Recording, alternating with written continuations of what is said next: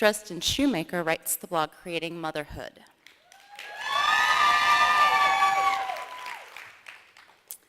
In 2005, she started blogging about trying to have a baby as a single woman. She then fell in love with the entire internet, and the entire internet got her pregnant. True story, it's on her blog. The internet also gave her a home when she was homeless, food when her family was in need,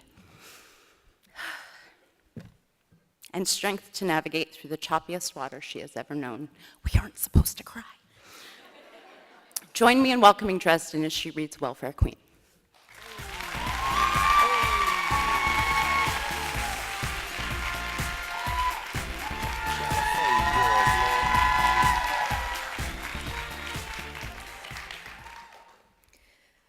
Politics. You can't miss it right now. Every day there is another attack ad on the radio, and pretty soon there will be the big debates. I don't write about politics here, not really, but in a sideways way when I have written about my family's experience with healthcare, unemployment, I've been sharing about how my life has been caught up in the net of politics. Recently, I read that food stamps will play a large factor in the presidential race this year. Some have, perhaps in an attempt to insult, called President Obama the food stamp president. I hope he does not take offense at such words. I hope he sees that it makes him infinitely more relatable than a candidate that is out of touch with the reality of our hungry nation. During his election, Reagan painted a portrait of a woman he claimed to exist. She was called the welfare queen, and she was a terrifying entity to think about. Imagine a woman who cheated the government. She somehow earned 6 figures from scamming, had fake deceased husbands that provided her with multiple Social Security numbers. She gave birth to approximately 2 babies a year, and she fed them all soda that she got from her large food stamp account. She wore designer clothes, and of course, she drove a Cadillac. And she was coming after you and your hard-earned tax dollars, so watch out. According to CNN, we should all be on the lookout for this welfare queen this year. So I'm going to let you in on something. I drove a Cadillac, and I was on food stamps. My grandmother was incredibly fond of the car, and it belonged to her. It became mine after her death. When I was pregnant, the service engine light went on, and I was terrified. I had no money to even ask someone to investigate what was wrong, much less pay someone to repair the car. When my family had to leave Florida, we packed our entire lives into the Cadillac, and at one point we actually wondered if we would need to live in it before we found a place to stay. As the months went on and our financial stresses became heavy, we slowed down the use of our car because we just couldn't afford the gas. When I came out of the grocery store one afternoon and saw that someone had backed into the car, breaking the red taillights into this fine powder on the asphalt, I collapsed into tears.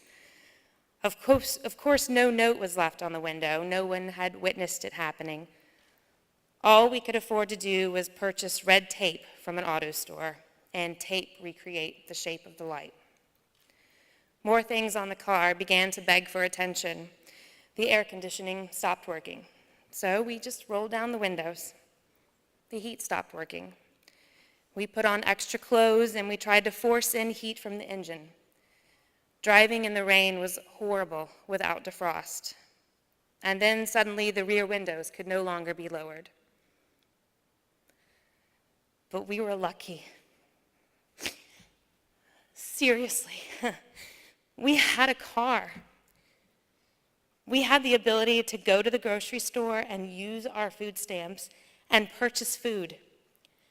We had a car that allowed me to drive the 30 minutes plus to my freelance web work, which was the only job that was bringing any kind of funds in for my family. We had a car that allowed my mom to drive to job interviews, to training seminars. In every state where I applied for benefits, I declared that I owned this car. It was no sneaky secret that I hid from the government. In fact, several caseworkers were so relieved that I had a vehicle because many families don't. Many families get to the point where they have to sell their car, and then what follows is that they are no longer able to get their children to school, to the doctor, or get food from the grocery store. So I drove a Cadillac, and I used food stamps, the butt of all the welfare queen jokes. My son, he also wore designer clothes, and I used food stamps. We were so blessed to have friends gift us with hand-me-downs. I had a cell phone, and I used food stamps. Without a phone, I wouldn't have any way to work. Almost a year after moving to Philadelphia, we were in a position to finally trade in the old Cadillac for a new used car. It was oddly a sad moment for us. This Cadillac was one of the last tangible links I had with my grandmother. It had been a lifesaver for us, literally the vehicle to a new life.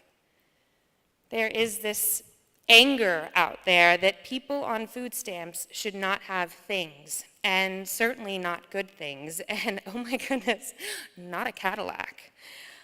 I think people are under the assumption that if only the welfare queens on food stamps would simply sell their car, they would be so much better off. At the end of last year, my family no longer qualified for food stamps. Thank you. The moment that I realized we were out of the poverty bracket was incredibly powerful. Within the moment of quietly celebrating, I also felt incredibly thankful. I have no idea how my family would have existed without this kind of supplemental assistance to purchase food. Currently, over 45 million families use food stamps. That's 15% of the population. This February, I was invited to Washington by Feeding America to speak at the National Anti-Hunger Policy Conference about what it's really like to live on food stamps.